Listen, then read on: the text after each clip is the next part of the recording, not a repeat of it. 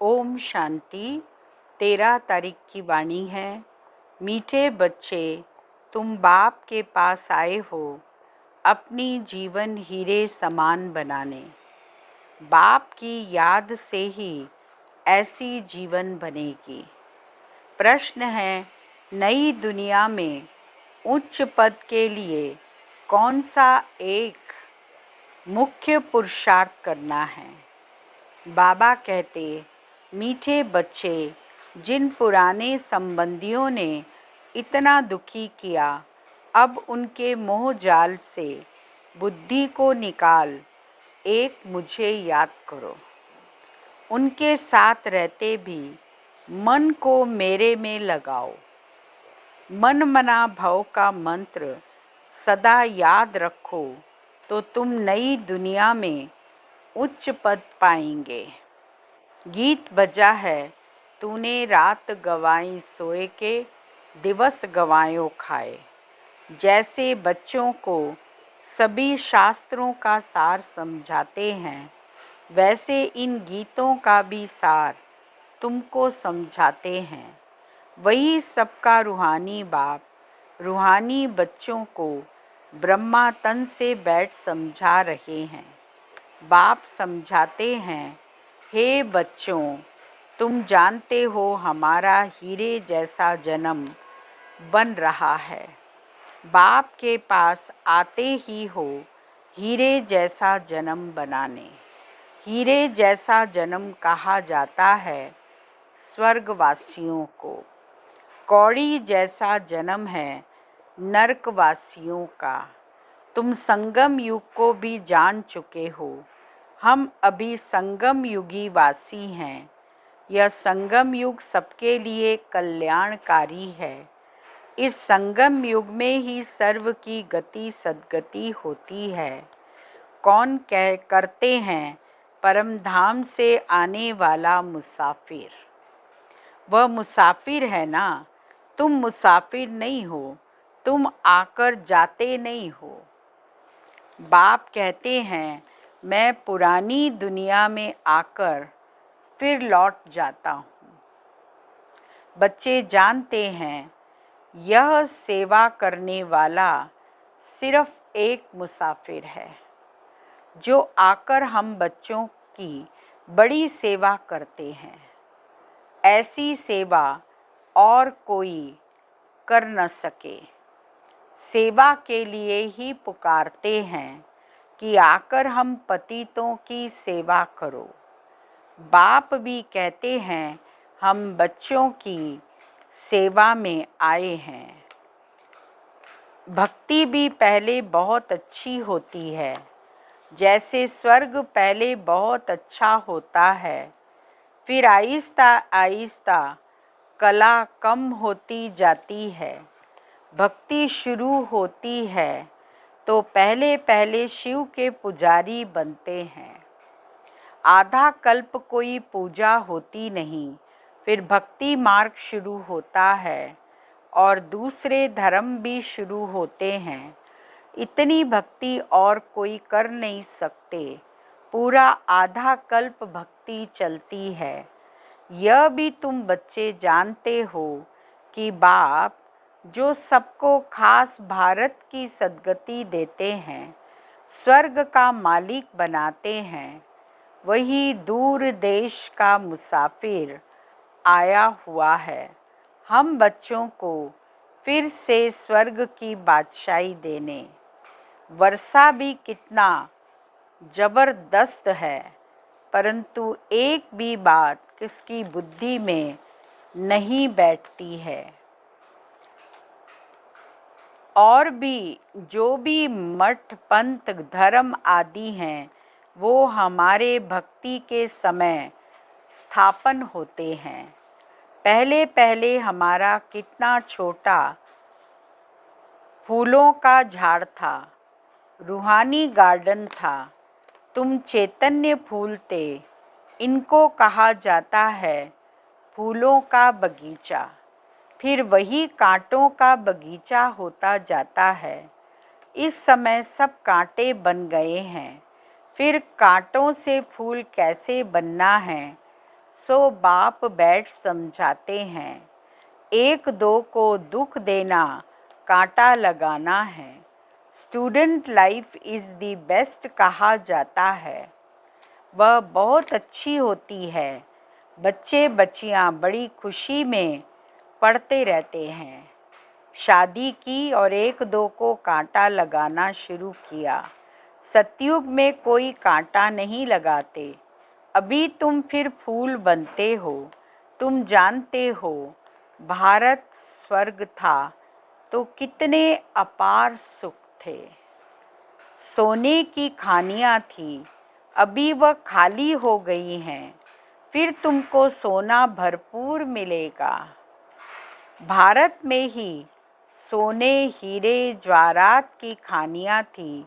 उस समय अमेरिका आदि कुछ भी नहीं होता, बॉम्बे भी नहीं होती।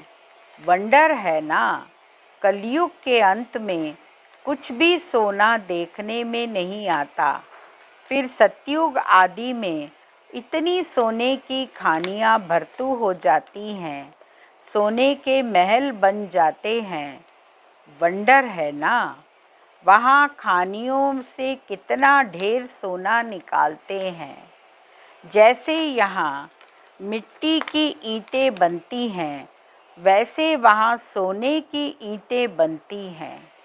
माया मच्छंदर का खेल दिखाते हैं ना। ध्यान में देखा, यहाँ तो सोना ही सोना है, बरोबर सतयुग में सोना होगा। यहाँ तो देखो मिट्टी की ईंटें भी नहीं मिलती हैं। जितनी यहाँ ईंटें पैसे से मिलती हैं, उतनी वहाँ सोने की ईंटें मुफ्त मिलती हैं। रात दिन का फ़र्क है, तो क्यों नहीं पुरुषार्थ करना चाहिए। नई दुनिया में उच्च पद पाने का, यहाँ मोह जाल में क्यों फंसे। भगवानो वाच्य, मैं तुमको राजाओं का राजा बनाता हूँ।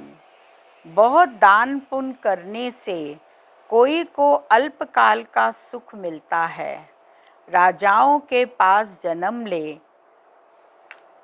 फिर फट से मर जाते हैं। कोई गर्भ में मर जाते, कोई लूले लंगड़े काने बन जाते हैं। जैसे कर्म करते हैं वैसा पद पाते हैं। अब तुमको तो राजाओं का राजा बनाते हैं। तुम कहते हो बाबा हम बलिहार जाएंगे। यहाँ दान पुण्य बहुत करते हैं, वह फिर शुरू होता है भक्ति मार्ग में। अब बाप तुमको 21 जन्मों के लिए दान देते हैं। अब तुम बाबा पर बलिहार जाते हो, तन मन धन सब कुछ दे दिया। अब बाप कहते हैं ट्रस्टी होकर रहो, अपना घर बार संभालो। सब शिव बाबा का है, मैं आपका हूँ, आपको ही याद करता हूँ। दिल से सरेंडर करते हैं। बाबा कहते हैं भल महल में रहो, घूमो फिरो, मौज मनाओ, सिर्फ मुझे याद करो तो तुम बहुत खुशी में रहेंगे। तुम विश्व के मालिक थे, अब फिर तुम पुरुषार्थ कर वह बनते हो।